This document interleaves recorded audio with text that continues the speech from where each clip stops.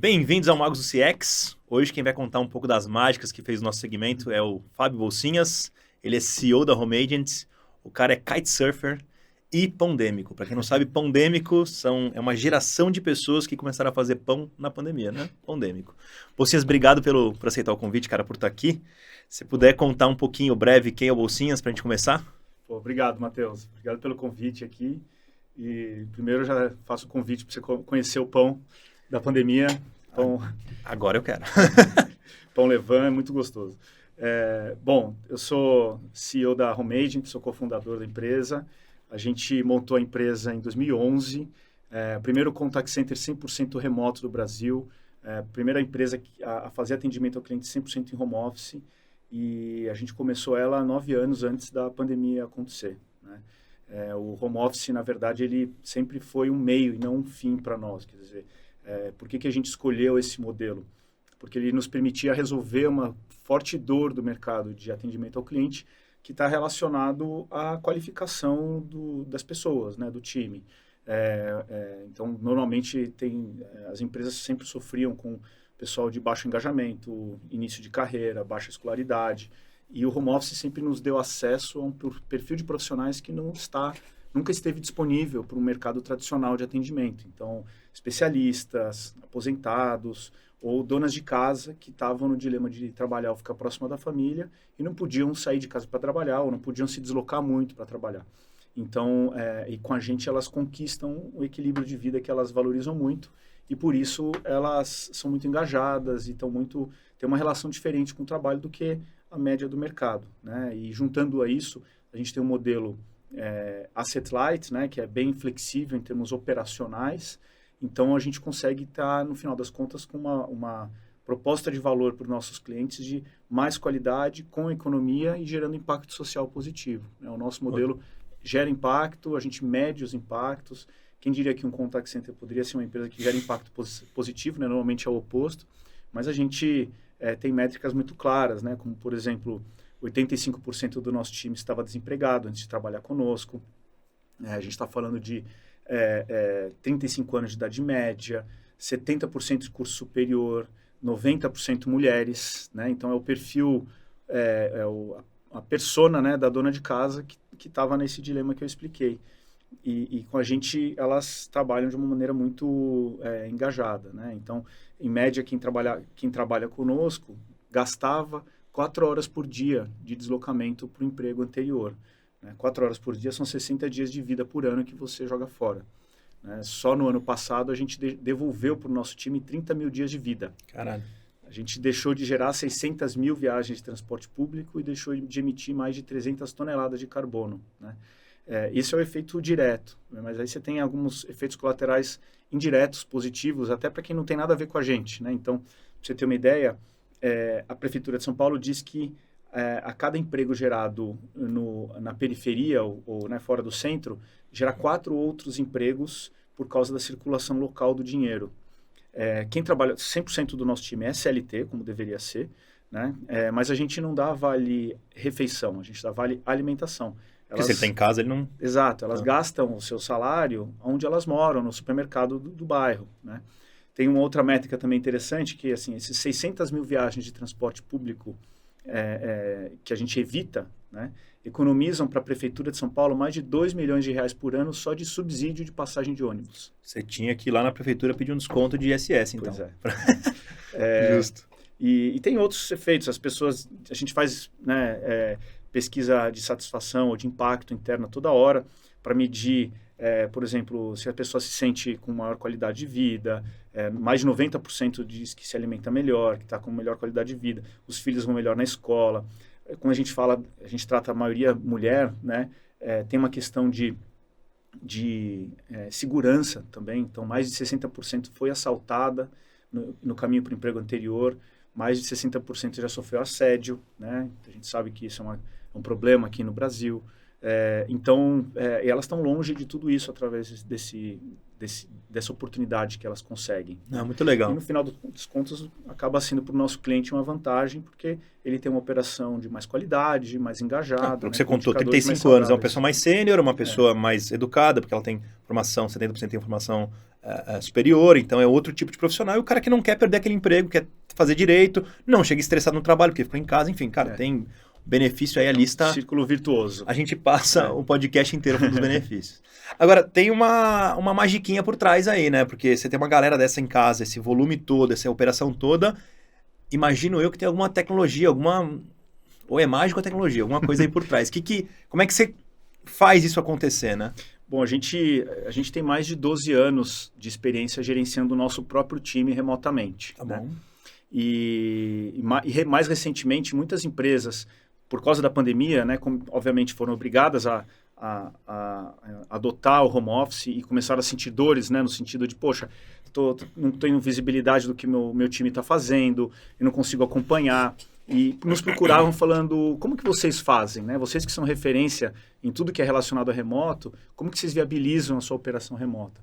E a gente, em função disso, entendeu que era uma oportunidade de empacotar uma solução que ajude qualquer empresa a viabilizar a gestão remota. Né? Então, com isso a gente lançou uma plataforma chamada Remote by Home Agent, que obviamente a gente usa em todas as nossas operações, mas também a gente disponibiliza para qualquer empresa adotar. Então, hoje a gente lançou há mais ou menos um ano atrás e já estamos aí com mais de 20 clientes e está crescendo bastante. Então, é uma solução SaaS que te ajuda a fazer gestão de carga horária para não ter hora extra, monitoramento do time com biometria facial, com monitoramento de tela, uso de câmera, gravação de tela, gravação de voz, geolocalização. Tem uma série de funcionalidades que estão a serviço de dar superpoderes para o gestor de equipes remotas. Né? Então, você consegue ver coisas que você nunca viria e ajuda a aliviar aquela tensão que tem surgido entre o time que quer ficar em casa e a gestão que quer trazer de volta, porque sente que não tem visibilidade. Então, a gente dá essa visibilidade e faz com que o gestor tenha muito mais insumos, né, para gerenciar o seu time sem precisar que ele venha para o escritório necessariamente. O remote serve só para atendimento ou eu posso usar em outro tipo de time? O que você tem de experiência aí? Conta um pouquinho. Ele serve para qualquer tipo de operação. Obviamente, ele nasceu de uma experiência nossa de uma operação de atendimento ao cliente, né? Uma operação de BPO de atendimento ao cliente, que é o nosso core business. Mas a gente já tem cliente usando para operação de vendas, para CSC, para cobrança, qualquer atividade processual, ela cabe como uma luva. E também tem gente usando para outros tipos de atividade que não são processuais, até cargo de confiança também, porque a plataforma ela é modular. Então, você tem módulos que são com controle mais leve e tem até um controle mais próximo. Né? Ou seja, eu vou entender como é que é a cultura da minha empresa, como é que eu exijo o controle, o que o meu time precisa de controle e vou aplicar aqueles modos ali. Não vou começar uma prisão na casa do cara. Não, e tem segurança, uma questão de segurança da informação muito forte. Então, para empresas que sentem a dor, né, de falta de segurança da informação no home office, a gente resolve. É um problema gigantesco, né? A porta de invasão e tudo. Biometria facial, você identifica se tem um celular, se tem um segundo rosto, se a pessoa está fixando o olhar fora da tela, né, olhando muito para baixo. Você consegue disparar alertas para o gestor. Você consegue saber se a pessoa, por exemplo, vamos dizer, um atendente precisa atender um cliente usando o CRM da empresa. E se ela está usando a telefonia junto com o CRM, tudo bem, porque ela está atendendo o cliente. Agora, se ela abre só o CRM, pode ser um sinal de alerta, porque tem muita empresa, por exemplo, que tem problema de roubo de dados da própria equipe que opera com ela. Claro. Né? Então, a gente consegue sinalizar para o gestor esse tipo pode de indício de risco. Né? E a gente tem uma série de bancos e empresas de telefonia que têm pedido melhorias para nós no produto e a gente tem implementado porque fica melhor para todo mundo. Mas acho que uma coisa muito legal de falar é que assim, essa é uma plataforma de gestão de equipes remotas. O que quer dizer remoto para você? Não na mesma localidade que eu, não na mesma sala. Então, exato, porque assim, as pessoas normalmente associam remoto com home office. Não. Mas, na verdade, se você tem uma filial ou 2 andares no seu escritório, já é gestão remota. E a gente tem clientes hoje usando para equipes presenciais que estão distribuídas em localidades diferentes, né? Então, ela serve também Ou até híbrida, né? Um dia eu estou no escritório, outro dia eu não estou, então... Isso, tem até um Tá. módulo de reserva de sala, de espaço de garagem, etc. Tem bastante coisa, bem legal. Legal. Deixa eu voltar um passo atrás, que eu sempre te falei que eu acho uma loucura primeiro, o meu pai fala, né, e ele sempre foi empreendedor, mas ele fala, cara, alguém hoje para abrir um CNPJ no Brasil é louco. Aí, para abrir um CNPJ no Brasil e abrir um call center, para mim, é mais louco ainda. Então, você já foi um cara que pilotou kart, você curte música, apesar de ser, que nem eu, ser um mapa do Chile, um compridão, eu não sei, você até contou que quase tombou com o kart lá após o centro de gravidade. Mas, enfim, o que você usa de hobby aí para se... Como é que você encara esses hobbies todos que você tem? O kite, o pão, eu vi que você tem bastante coisa que você gosta de fazer, já tocou bateria. Como é que isso te ajuda a tocar uma operação a quente dessa, que é tão... estressante, vamos dizer assim. Eu acho que é o que você falou, quer dizer, empreender em qualquer lugar do mundo já é uma atividade de alto risco e de alto estresse. Empreender no Brasil é um pouco mais, bem mais do que o normal, né? E a gente tem que ter válvula de escape, porque senão você estoura, né? Então, eu gosto muito de esporte, eu faço esporte todo dia e de manhã cedinho, então eu começo o dia já com adrenalina... descontada já descarregou, já suei meio litro e começo o dia já mais sereno. Então quando eu não consigo fazer esporte eu sinto falta, realmente você fica mais estressado e tem que estar, acho que faz parte, quando as pessoas falam que não tem tempo, na verdade tempo elas têm, né? Às vezes elas não têm prioridade, né? Justo. E, cara, você não contou muito no começo, mas você foi um profissional bem sucedido ali em várias multinacionais na área de marketing, né? E aí, voltando à minha pergunta aqui, o que deu na sua cabeça para sair de uma multinacional, que, pô, dá uma estabilidade, dá um status, numa área de marketing que é glamurosa nas empresas, principalmente empresas de bens de consumo ali, ou que estão direto com o B2C, é uma área super relevante, que manda na verba, que, enfim. Disso para uma tech call center, meio a meio, né? No caso que vocês têm o produto. Mas como é que foi essa virada? Eu acho que eu sempre quis... eu sempre fui empreendedor. Apesar de ter sido executivo, tudo que eu fiz na minha história foi construir alguma coisa, colocar no ar novos produtos, novas soluções. Então, sempre teve a ver com construção de novas iniciativas, né? E eu sempre... Eu tinha dentro de mim uma insatisfação, uma inquietação de que eu queria empreender um dia, né? Então, e quando surgiu a ideia da Home Agent, eu entendi que era a oportunidade ideal, né? Isso em 2011, e aí mergulhei de cabeça, né? Então, foi assim, quer dizer... Ou seja, então teve vários treinos, nas empresas que você trabalhou, você acabou se envolvendo já por querer, as pessoas viam isso em você, e você foi fazendo esse treino até o dia que você falou, agora eu vou cansar de treinar, vou jogar de verdade. E aí foi isso. Você pode, assim, não foi com esse planejamento consciente, né? Mas foi mais ou menos assim, mas obviamente, seguindo essa analogia, o jogo é muito mais difícil que o treino, né? Então, juro. A gente aprende que quando você empreende, o nível de resiliência necessário, casca grossa, né? Pele grossa, é muito maior do que você imaginava antes. E você só descobre o quanto você é capaz de suportar a hora que você passa e fala, cara, eu não achei que eu ia suportar um negócio desse. É isso aí. Exatamente. Justo. Pô, você escolheu vamos lá.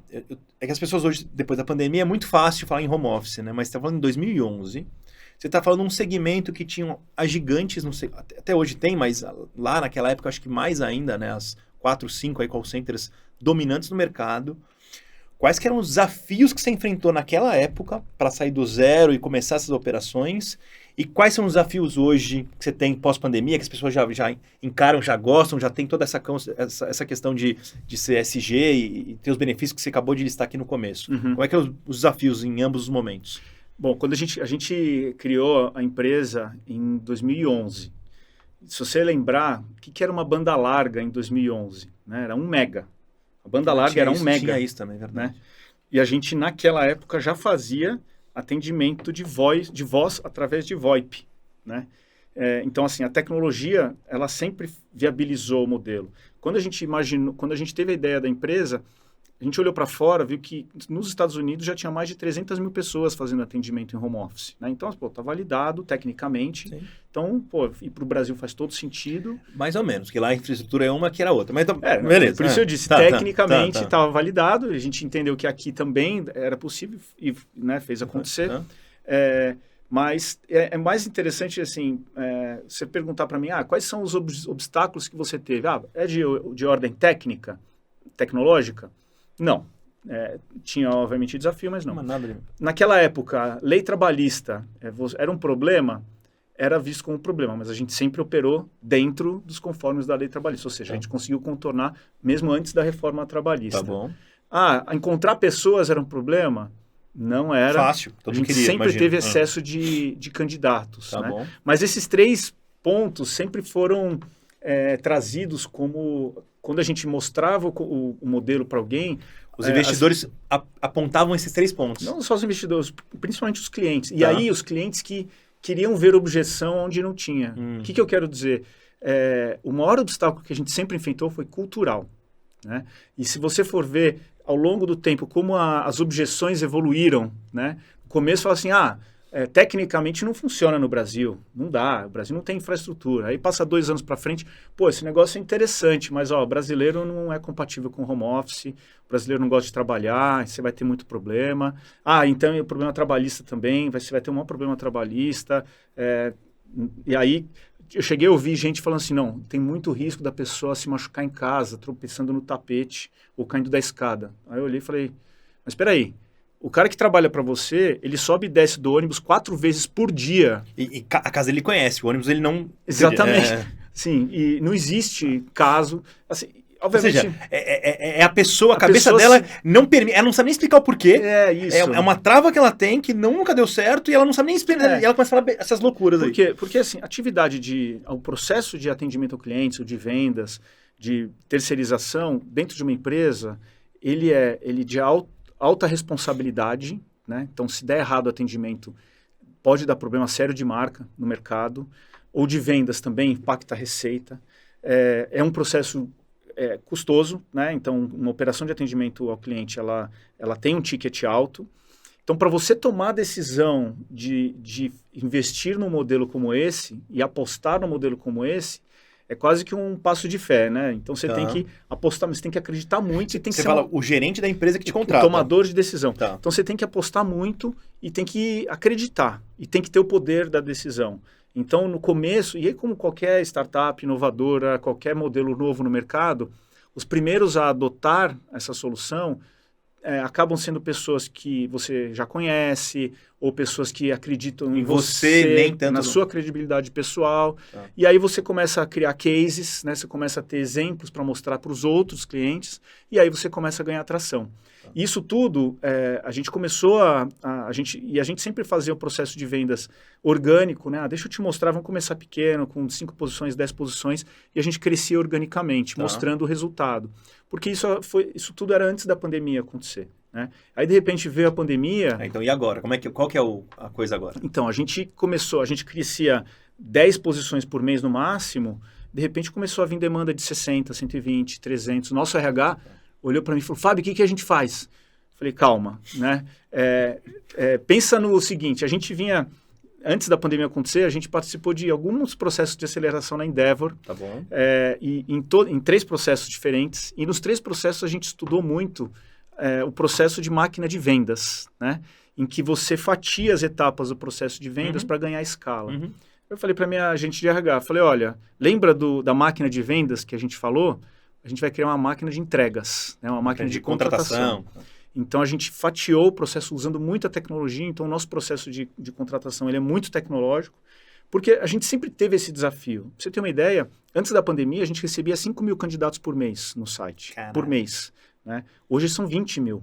Então, assim, a gente nunca teve escassez de candidato. O nosso desafio foi achar... Selecionar esses caras todos. A agulha no palheiro, né?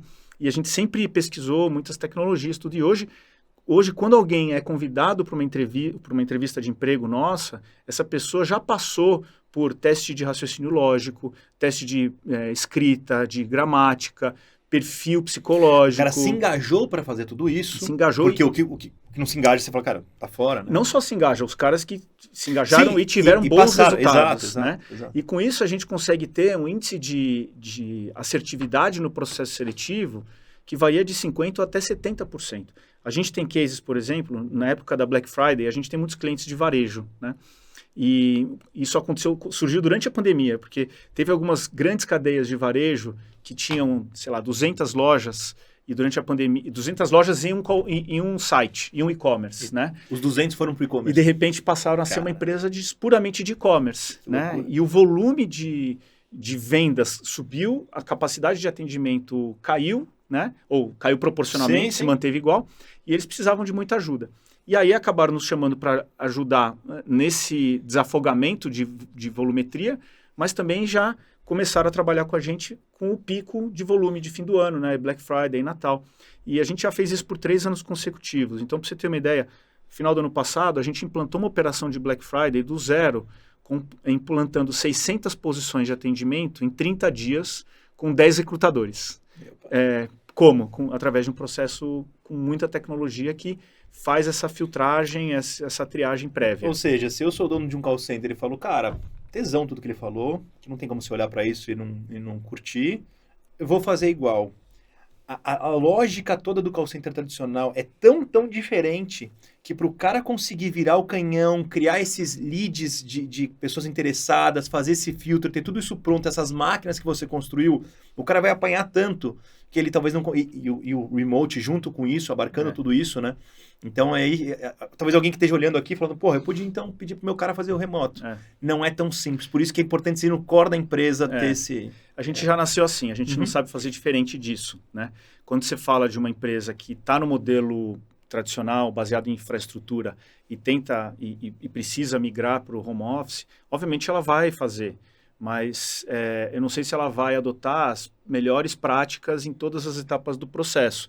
A gente teve 12 anos para aprimorar o nosso processo, acertando e errando, e estamos aqui hoje. Tanto é que na pandemia a gente cresceu 4,5 vezes de tamanho, porque a gente já estava pronto, né? E a demanda veio. Você já está pronto para receber o negócio, está estruturado. Exatamente. Então, nada é impossível de fazer. Claro. Agora, às vezes você tem, por ter nascido e crescido dentro de um processo baseado em infraestrutura, você tem até algumas amarras culturais ou de paradigmas que te impossibilitam de adotar algumas práticas que para nós são triviais. Cara, em 2013, 2014, eu visitava call center, explicava um robô para os caras, o cara olhava para mim e falava assim, não, você está me dizendo então que hoje eu tenho, sei lá, um custo de 10 mil reais que eu faço de setup por cada posição para vender para o cara, e aí você quer me vender um robô que não tem setup e que eu não vou ganhar esse valor todo, eu vou ganhar 1.500, 2.000. Não, obrigado. É tão arraigado a cultura, a gente às vezes ignora isso, mas é tão arraigado que não permite que o cara tome essa... Ele tem o filtro, né, que ele usa para te ouvir, ele fala assim, não se enquadra no que eu faço, então não serve. Acabou.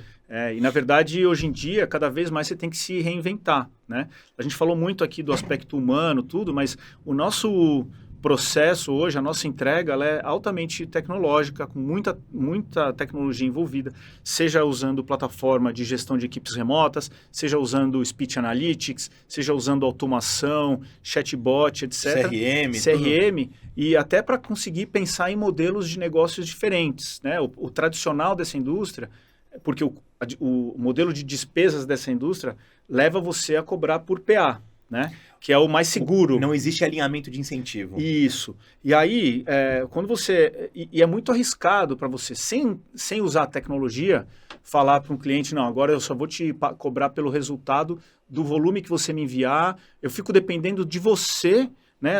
Eu fico à mercê do seu volume para poder te cobrar, né? E é muito arriscado você fazer isso na raça, sem a tecnologia.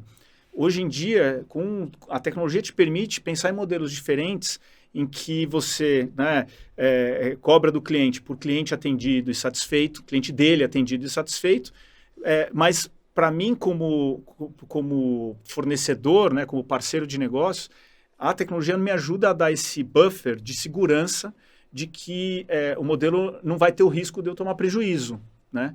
Então, eu consigo virar para um cliente e oferecer um modelo de negócio que está muito alinhado com o interesse dele. Legal. E aí, de novo, eu acho que é uma barreira cultural, porque o cara contratou a vida inteira call center por PA. Chega o Bolsinhas e fala, não, agora você vai contratar por resolução satisfatória. O cara pode até gostar daquilo, mas ele fala assim, não, eu contrato por PA.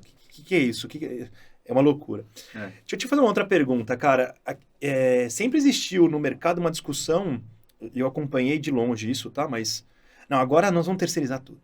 Cara, não, agora nós temos que internalizar, porque o cara tem que ter a cultura da empresa. Aí depois não sei o que, terceiriza de novo, e vai nesse vai e volta, né? Mas a gente tem visto um movimento, ultimamente, do Everything as a Service. Então, você tem desde posições como call center, que são mais operacionais, até posições estratégicas. Eu estou vendo em várias empresas de CFO as a Service, CTO as a Service, CMO as a Service, enfim. Todas as áreas da empresa que antes eram coisas como core, estão se tornando possíveis de serem terceirizadas, né? E como você falou dos Estados Unidos, eu acho que lá fora isso já é muito mais comum do que aqui. Eu tenho duas perguntas, né? Como é que você vê esse movimento todo? E você acha que faz sentido um cara que já tem o core do home office e o core do atendimento agregar outros serviços as a service? Faz sentido para você? Não? E como é que você vê esse movimento? Eu acho que esse movimento, ele também é uma quebra de paradigma, uma quebra de cultura, né? Mas ele é necessário, porque assim, se hoje eu tenho uma startup, estou começando, né? Só que tem um cara aqui que ele tem um valor de mercado, né? Um cara que é um VP sênior de uma multinacional que entende muito do meu negócio. Só que eu não tenho a mínima condição de contratá-lo, eu tenho como conseguir acessar o cérebro dele de algum jeito, né? Aí entra o as a service. Uhum. Então, e aí o conceito da as a service ou da terceirização, ele vai muito baseado nisso. Então, tem algumas empresas que preferem... As empresas que... tem empresa que acredita em terceirizar total, tem empresa que acredita em não terceirizar nada, né? Até por experiências prévias, né? Poxa, já tentei em outras experiências profissionais, fui mal sucedido porque o call center A, B e C gerou uma má experiência, tinha qualidade baixa e tal. Beleza. Eu fiquei na mão do cara, o cara me extorquia. Exato, então tem razão. E isso tem com tecnologia também. A gente via todo mundo fazendo terceirizado e depois de um tempo as empresas falando assim, cara, não, tem que ser tudo aqui dentro. Porque eu já implementei CRM, implementei ERP e esses caras me fuderam muito e eu não quero mais essa... Então, é maluco isso, né? Então, assim, na minha visão, gradativamente, a tendência é terceirizar, né? Tirando essas experiências negativas que seguram tudo, é terceirizar, porque aí você foca no que você faz mesmo. Ah, mas a experiência do meu cliente é core para mim. Não sei, eu acho que não. O seu cliente é core para você, o que você faz é core, a experiência, o atendimento do cliente, ele é um processo de altíssima relevância, mas é importante que você faça da maneira mais profissional possível. Ou seja, se você não tem um volume que justifique, você não consegue ter processos... Você vai ter os caras bons lá dentro, você vai ter as pessoas que conhecem para implementar, porque não justifica e você não vai ter o melhor processo de gestão, a melhor ferramenta. Então, você não vai conseguir implantar um Speech Analytics, um processo de monitoria de qualidade, você não vai conseguir ter uma equipe de treinamento profissionalizada com as melhores ferramentas. São várias skills que você não vai ter lá dentro. Você não vai ter um processo de contratação, uma esteira rolando que te ajuda a substituir rápido um turnover, né? Então, uma empresa que não tem esse como core business, você perde uma pessoa importante, seu RH que atende todas as áreas da sua empresa leva 2 meses para preencher aquela vaga, né? No nosso caso, faz parte do processo. Semana que vem eu já estou com uma outra pessoa ali treinada trabalhando, né? Então, essas coisas que ajudam Só que assim, tem muita empresa que fala para nós, né? Eu não terceirizo porque eu não acredito que é possível você manter a qualidade num processo terceirizado. O que a gente fala para as nossas empresas e mostra e demonstra, né, é que através da nossa proposta de valor, com um time muito mais qualificado, através do home office, a gente consegue manter ou muitas vezes melhorar a experiência do seu cliente no processo terceirizado, né, porque é uma abordagem diferente. E a gente tem muitos clientes hoje que não terceirizavam antes e começaram a terceirizar conosco, estão muito satisfeitos e estão, inclusive, crescendo a operação. Perfeito. Né? Cara, assim, ó, o que eu leio de tudo que você me contou aqui, tá? Eu quero ver se você concorda ou não, às vezes eu falo alguma besteira. Você me diz o seguinte, cara, beleza. O cliente, o grandão lá, a empresa grande que contrata vocês, é um cara que já apanhou muito na vida, seja contratando serviços ou seja contratando softwares e produtos, tá? Esse cara tá escaldado. Mas agora, várias empresas, a tecnologia vem aumentando pra caramba, o conhecimento, eu acho que tem uma parte de conhecimento de processo que é muito mais permeada em todos os fornecedores do que antigamente, mas principalmente o modelo de negócio. Então, se eu contratar fornecedores sérios com um modelo de negócio onde tem um ganha-ganha, que eu garanto alinhamento de incentivo com ele, e que cada real que eu estou ganhando, ele está reduzindo o custo e melhorando a experiência do cliente dele, começa a fazer sentido porque eu não tenho 1000 posições, eu tenho 50. Então, para 50, eu não vou ter o melhor cara de processo, eu não vou estar aqui no Bolsias, um doente, olhando o que eu aprendi aqui, o que eu aprendo ali, monta a máquina de não sei o quê, monta não sei o que lá, melhora contrata esse Analytics aqui, contrata esse CRM ali. Então, você vive isso. Com 50 posições, uma empresa que o core dela é vender, sei lá, sorvete, ela nunca vai estar olhando tanto quanto você. Então, o ponto é, sim, vamos terceirizar, desde que a gente alinhe o modelo de negócio com os skills técnicos e a visão desse cara, porque aí pode funcionar e não vai ser um cara que vai me ferrar, como aconteceu antigamente. Não sei se você concorda com isso aqui. Eu acho que cada vez, quanto mais o modelo de negócio estiver alinhado, você tem um parceiro de negócios que é muito mais o seu sócio do que do seu fornecedor, né? Quando você fala, esse cara é meu fornecedor, você já associa estando cada um de um lado da mesa, né? Eu tenho os meus interesses, ele tem os interesses deles, e muitas vezes, para ele, quanto mais a empresa, para o fornecedor, quanto mais a empresa tem problema, é melhor para o fornecedor, porque aumenta, tem mais PA. Né? A partir do momento que os dois têm o mesmo interesse, os dois estão sentados do mesmo lado da mesa, pensando em maneiras conjuntas de aprimorar o negócio. Né? Legal, então, legal. Só que para isso você precisa de ferramentas, você precisa de ter maturidade de processo. Então você fala assim, dá para fazer isso para todos os clientes? Infelizmente, a minoria que ainda consegue, porque precisa de uma maturidade de processos maior, e não só maturidade até, né, de tomada de decisão, de apostar nesse modelo, mas você precisa conseguir medir se o cliente foi atendido, quando ele foi atendido, se ele foi bem atendido. Né? Você precisa ter processos e ferramentas para aferir essas métricas. Me conta, falando em métrica aqui, eu sei que cada cliente, cada operação tem uma demanda diferente ali do remote, uma demanda diferente do que controlar ou que não controlar. De maneira geral, quais são as métricas como é que você faz a gestão desse time remoto? O que você mede principalmente? Vamos bem pontual mesmo. O que você mede da pessoa? O que você acompanha da pessoa? Tirando as exceções do normal. E o que você mede ali de uma PA remota? Bom, a gente atende clientes de vários mercados e de processos. A gente atende clientes, a gente tem operações que cobrem todas as etapas do ciclo de vida de um cliente, desde uma qualificação de leads, o processo de vendas, o pós-vendas, cross-selling, upselling, back-office, ou até retenção e cobrança. Tá. Então, vamos pegar um receptivo, normal. Isso que eu ia falar, a quantidade de indicadores é muito particular para cada tipo etapa do processo. Uhum. Né? Mas, assim, por exemplo, uma ferramenta remote, ela me garante, me ajuda a garantir que pelo menos no mínimo o básico está acontecendo. Ou seja, a pessoa está logada, ela está trabalhando, o que ela está fazendo, que plataforma ela está usando, se no tempo que ela está trabalhando, quantos % do tempo ela foi produtiva no sentido de estar usando ferramentas que fazem parte do trabalho dela ou não. Tá. Né? Eu consigo ver a tela dela de maneira transparente e no limite, se eu precisar abrir a câmera, eu consigo. Né? A gente já teve caso de pessoas que estavam logadas, não estavam atendendo ninguém, não tinha atividade nenhuma. Você abre a tela não está em movimento. A hora que você abre a câmera, a pessoa está dormindo. Né? Então, você nunca conseguiria pegar isso. Justo. Um sono remunerado.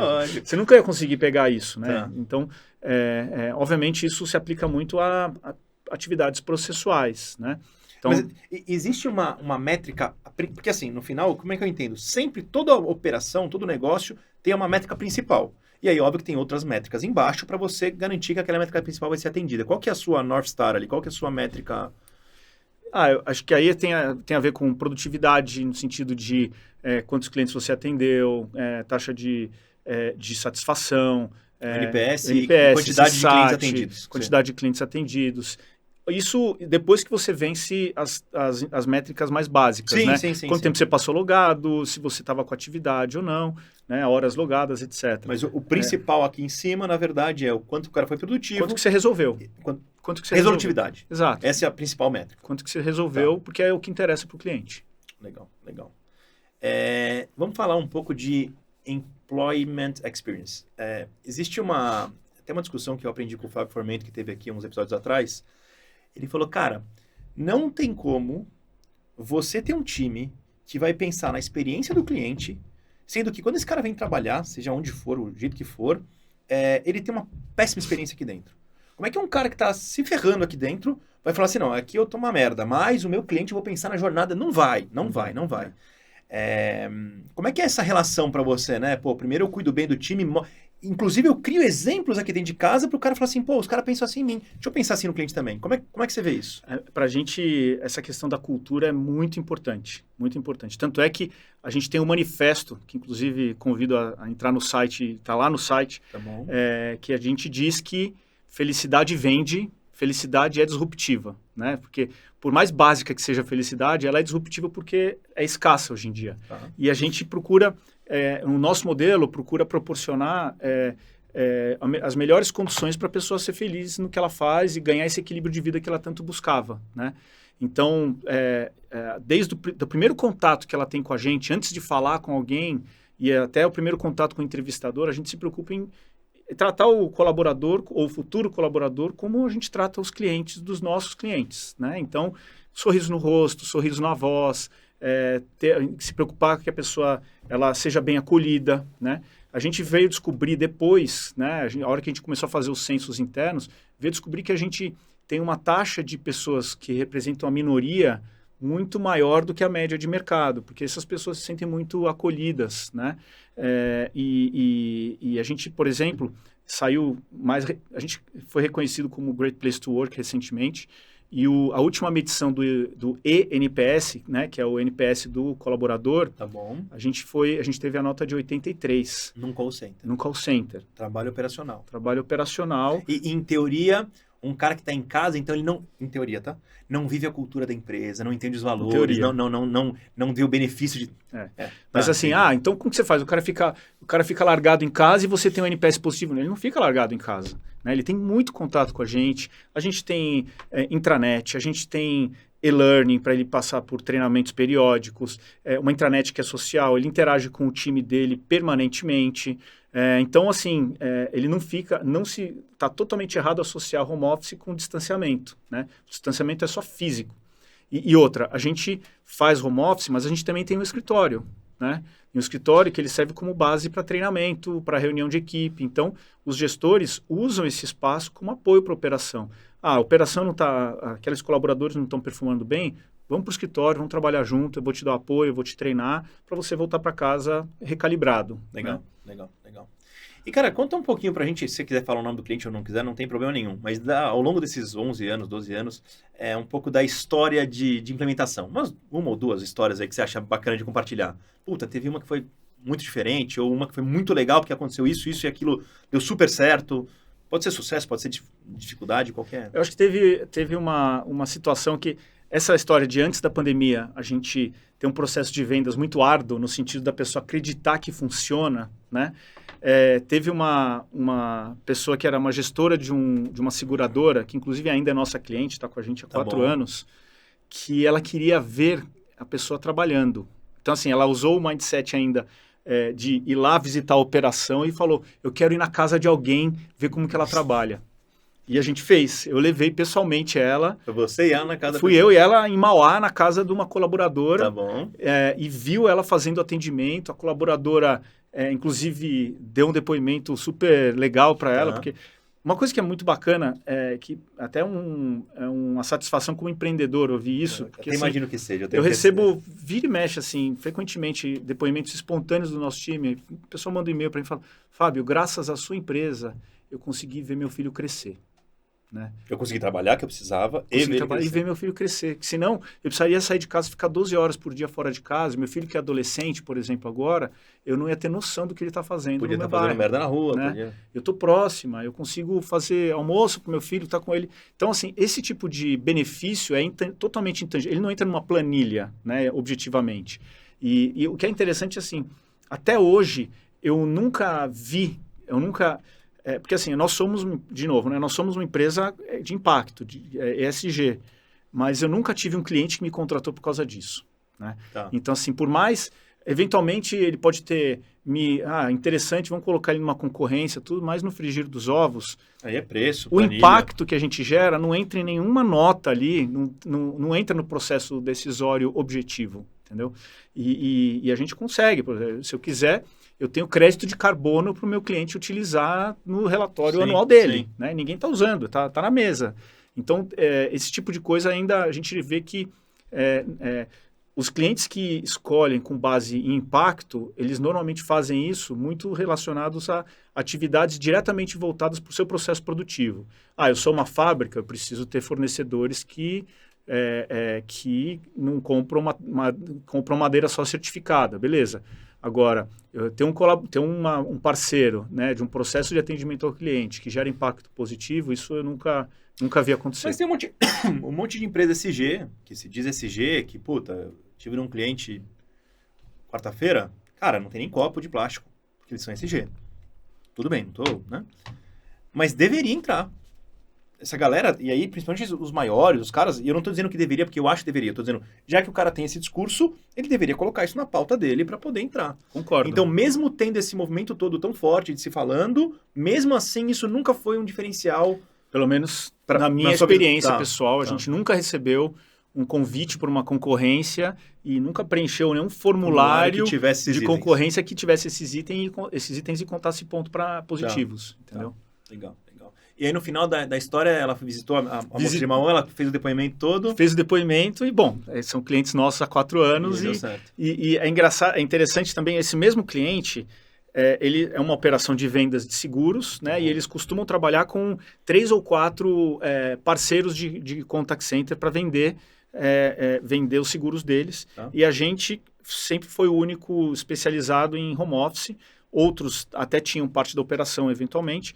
Mas o mais interessante é que, em muitos casos, o melhor operador da operação inteira de venda de seguros, dos 4 fornecedores, era uma aposentada de 60 anos do nosso time, né? E olha que interessante, uma pessoa dessa, com esse perfil, ela nunca sentaria numa posição de atendimento presencial. Ela nunca se sujeitaria a pegar 2 horas de transporte, ficar lá sentada na PA e depois voltar para casa. Mas de casa ela faz isso bem, ela se ocupa e é uma pessoa que já chega experiente, já chega treinada, ela sabe o valor do produto que ela está vendendo, né? Então, você vender um seguro sem nunca ter precisado de um seguro é uma coisa. Outra coisa é você já ter tido uma experiência de vida que você passou um perrengue e falou, graças a Deus que eu fiz esse seguro. Então, essa pessoa, ela tende a ter passado por isso e ter um discurso mais aderente para o cliente. Sim.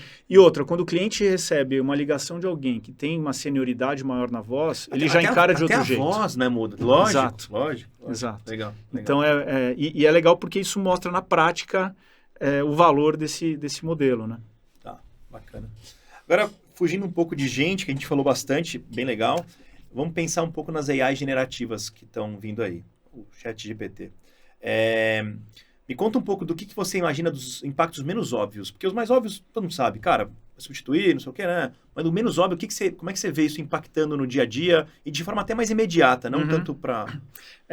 Desde que, assim que apareceu, que nasceu, né, veio à tona o ChatGPT, finalzinho do ano passado, começo desse ano, a gente já montou um grupo de trabalho, a gente tem um task force interno para estudar o impacto e o que a gente pode usar hoje nos nossos clientes, né? Então, a gente tem um grupo que se reúne semanalmente e faz teste de laboratório. Vou testar aqui, consigo, teste aqui, não deu certo, vamos pesquisar novas ferramentas. Então, primeiro, eu acho que o ChatGPT ele tem um valor muito legal, que ele disseminou o conceito de IA. Chamou atenção para todo mundo. Atenção. Hoje minha mãe fala de IA comigo, né? O que, poxa, isso é inimaginável. Sim. Anteriormente, do ano passado para trás era imaginável. E então, assim, montar um grupo de trabalho, primeiro que você dissemina a informação e equaciona, né, o conhecimento, nivela o conhecimento do time, dando esse repertório para as pessoas ficarem curiosas a respeito. E aí você não aí eu como fundador e como gestor da empresa, eu não fico, essa busca pela inovação não fica em mim ou no meu head de TI. Você está fazendo questão de disseminar isso para todo mundo vira CTO da empresa, no final das contas, né? Você dissemina essa função. E aí você começa a buscar oportunidades.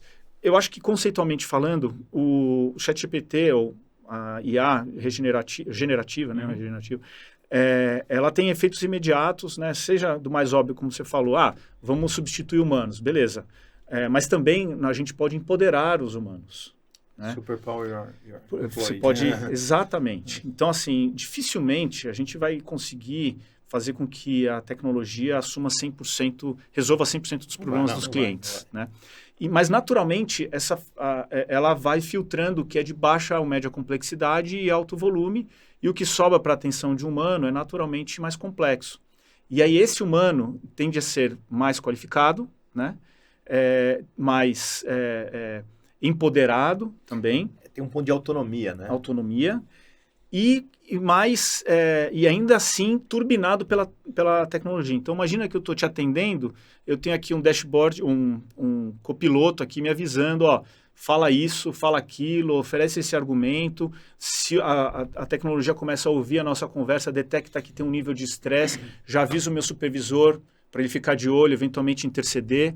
Né? E ela pega, por exemplo, os argumentos dos melhores vendedores que vencem determinadas objeções e oferece para mim, para eu poder vencer aquela objeção que eu não teria como. Tá. Né? E isso vai fazendo com que a experiência do cliente fique melhor. Então, eu acho que a tecnologia ela vai ajudar no curto e médio prazo aí. No longo prazo, não dá para saber. Sim, né? Loucura. Então, não dá para prever. Você falou aí agora de dar mais autonomia. Tem alguma tendência futura, sem ser o IA, para o atendimento ao cliente mesmo? Dar poder de decisão para o cara, dar uma verba na mão do atendente para ele tomar uma decisão, falar, cara, não, tá bom, vou te dar R$50 de desconto, você tá triste aqui, alguma coisa assim, porque é só assim que você consegue, né? Aí você usa o humano no lugar certo, não para ficar lendo script. É aí que eu acredito que é onde está o maior valor do modelo de home office no atendimento ao cliente. Por quê? Porque no modelo de home office você consegue acessar pessoas especializadas. Né? Você consegue ter pessoas que você nunca teria em termos de qualificação, senioridade, no modelo tradicional. Uhum. A gente hoje tem especialistas em carros de luxo ajudando clientes a escolher o produto. Clientes que compram um carro de R$600 mil falando de igual para igual com eles. A gente tem uma operação de especialistas em vinho que ajudam os clientes a escolher o produto. Uhum. E o cliente que fala com o nosso time, o ticket médio dele é o dobro do que o cliente que compra sozinho. Né? Então, esse tipo de... Quanto mais a tecnologia avançar, quanto mais os clientes forem transformados digitalmente, mais eles vão precisar de uma operação remota, porque eles vão precisar de humanos mais qualificados. Então, eu não estou interessado... Você vai acessar esse cara no home office. Eu não estou interessado naquela operação de 5.000 PAs, que você tem baixíssima qualificação. Eu estou interessado numa operação menor, só que é mais complexa. Eu brinco com o nosso time que quanto mais complexo, mais a gente gosta. Porque é aí onde a gente mostra mais o nosso valor. Entendeu? Você sabe que fazer um paralelo, né? Um dia eu peguei um Uber e aí o cara era mais velho, assim, daí comecei a trocar ideia com ele e perguntei, pô, e dá pra ganhar um dinheiro? Ele começou a meio que desviar das perguntas que eu fazia de dinheiro. Cara, uma hora eu falei, mas desculpa, eu não tô entendendo. Você trabalha por quê no Uber? Eu falei, meu amigo, eu tenho carro de aluguel, sou aposentado. Eu não precisava estar aqui. É que minha mulher não sabe, né? Eu falei, mas então, funciona assim, mas deixa eu explicar, você que é casado recente, aí eu vou explicar como é que funciona. Eu tô em casa. Aí eu sento para assistir alguma coisa. A minha mulher já começa a olhar eu sentado, ela se incomoda, não sei por quê. E ela já começa a pedir para fazer coisa. Quando ela faz isso, eu falo, ih, amor, deu preço dinâmico. Tô saindo para trabalhar porque, né, tem bastante, vamos ganhar dinheiro aqui. Ah, então tá bom, então vai. Então é isso. Para manter meu bom relacionamento, eu trabalho em alguns momentos. Ele não precisava trabalhar, é o que você contou aí. Mas às vezes o cara curte falar de vinho e não tem tanta gente para ele falar. E ele fala assim, cara, eu sou remunerado, eu tô tranquilo, eu gosto de vinho, eu faço uma coisa que eu gosto, eu ganho dinheiro e esse tipo de gente você vai acessar, não é o cara que vai ficar 2 horas para ir e voltar. Isso, perfeito, entendi. Exatamente. A lógica. E como é que você vê a Home Agent nos próximos passos? É mais para o tech? É mais para atendimento? É mais para atendimento super especializado? É aumentando o nível de não só atendente, venda, CSC, receptivo, mas também outros segmentos? Como é que você vê a expansão da Home Agent? A gente vai expandindo dentro do nosso core business, com mais qualificação cada vez mais, com tecnologia. Então, nós hoje temos 2 soluções, uma de relacionamento com o cliente e uma de SaaS, de tecnologia. A gente está pensando em outras, já está desenvolvendo, está testando outros caminhos. Então, uma coisa eu tenho certeza, a gente não vai ficar parado, né? Quem ficar parado fica obsoleto rápido. Então, a gente vai estar sempre buscando novos negócios, novas soluções. Então, a gente está pensando em atendimentos em outros setores, pensando em varejo, em alimentação, por exemplo, está pensando em plataforma de inteligência artificial com Speech Analytics envolvido. Então, a gente está, assim, quanto mais você puder empoderar e pensar na experiência do cliente de maneiras diferentes, mais você vai se manter relevante, né? Então, o que importa é a gente estar sempre curioso e inquieto no sentido de achar novos caminhos que abram novas páginas para o futuro. Puta, legal, cara, legal.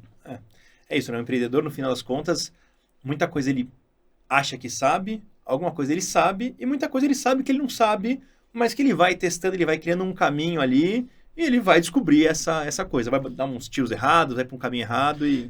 assim, tem muita coisa que ninguém sabe. Se você perguntar para alguém exatamente o que vai ser o futuro usando inteligência artificial e ele te der uma resposta categórica, você vai acreditar nela? Dificilmente. Então, assim, todo mundo está testando, todo mundo está... O que eu falo com o nosso time, assim, ninguém sabe para onde vai isso, mas a gente quer estar no campo e não na arquibancada, né? A gente quer estar jogando, testando, e de repente a gente vai e marca um gol primeiro, né? Se a gente ficar esperando na arquibancada ver como que vai se resolver, você nunca vai marcar gol, de repente o jogo acaba e você tem que ir embora para casa e não conseguiu entrar no campo. Então, você tem que estar lá testando. Tá. Só para concluir aqui, você sabe que teve... as pessoas olham e falam assim, cara, agora os empregos vão acabar, as pessoas vão ficar todas desempregadas. E eu acho curioso isso, porque imagina ali na Revolução Industrial, um nível de informação que você tinha, que era quase zero, nunca tinha tido uma máquina na vida. De repente o cara fazia tudo na mão e de repente aparece uma máquina para fazer aquilo. Imagina o nível de desespero desse cara olhando para aquilo. Cara, vai acabar com tudo. E aí a gente foi tendo várias pequenas revoluções, não daquele nível, mas várias pequenas de automação, de substituição de mão de obra. E o que a gente vê no fim das contas tem pessoas ganhando mais dinheiro. Quando essa pessoa enriquece e ganha mais dinheiro, o dinheiro que ela ganha mais, porque ela está pagando mais barato para consumir o que ela consumia antes. Eu comprava a TV a cabo por 150, agora eu compro o Netflix por 40. Sei lá, estou chutando aqui. Me sobrou 110. Esse 110 eu vou fazer alguma coisa com ele. Ou vou poupar, e aí eu aumento a quantidade de poupança, e quem for empreender tem mais dinheiro barato para captar e poder contratar gente. Ou eu vou consumir. E se eu for consumir, eu vou estar demandando um serviço. E provavelmente um serviço diferente. Agora eu tenho um personal trainer, personal shopper. Agora eu vou fazer mais viagem. Agora eu vou mais em restaurante.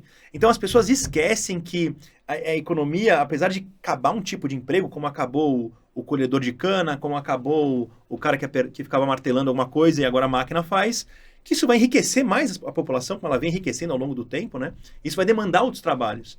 Então, eu acho que o importante é que, principalmente o seu time, ele entenda assim, cara, beleza, eu tô pronto, aprendi pra caramba. Porque, eu imagino que uma pessoa que nunca tinha trabalhado, fazia tempo que não trabalhava, ao trabalhar com você, se envolve com tecnologia, se envolve com metodologia, com processo, entende como é que funciona a hierarquia. Eu até queria perguntar isso pra você. Tem muita gente que sai da Home Agent para trabalhos, outros tipos de trabalho. Como é que é isso? Que isso deve provar um pouco essa até minha... Eu acho que tem muita gente que sai e volta, Tá né? bom. A gente tem, na última medição que a gente fez, 5% do nosso time está pela segunda ou terceira vez no nosso time. Legal. E as pessoas, a gente gosta de ver uma pessoa evoluindo, né? Você está progredindo aqui, fico feliz por você, né? E vai ter sucesso em outro lugar e saindo de portas abertas. Então, a gente vê muito isso acontecer. E eu acho que, mais, do ponto de vista de gestão de carreira interna, a gente sempre contrata primeiro de dentro, né? Então, quando você está numa vaga de supervisor... a gente sempre prioriza a contratação interna. E consegue, na maioria das Consegue. vezes. É muito legal porque a gente tem uma gerente de operações, hoje, que está na empresa desde o início, né? Foi a primeira colaboradora, está há 12 anos na empresa, que ela começou como operadora de atendimento, depois virou supervisora, depois virou coordenadora, hoje ela é gerente operacional, né? Super sênior e mora fora de São Paulo, mora no Rio de Janeiro e está tudo bem, funciona super bem. Então, a gente fica muito orgulhoso de poder reconhecer uma pessoa dessa, e como ela tem algumas outras que estão bastante tempo com a gente também. Legal, bacana. Cara, Ocinhas, muito obrigado. Cara, valeu. Obrigado pelo convite, muito Foi legal. Ótimo papo. Show. Cara, obrigadão. Valeu, Matheus. Tchau.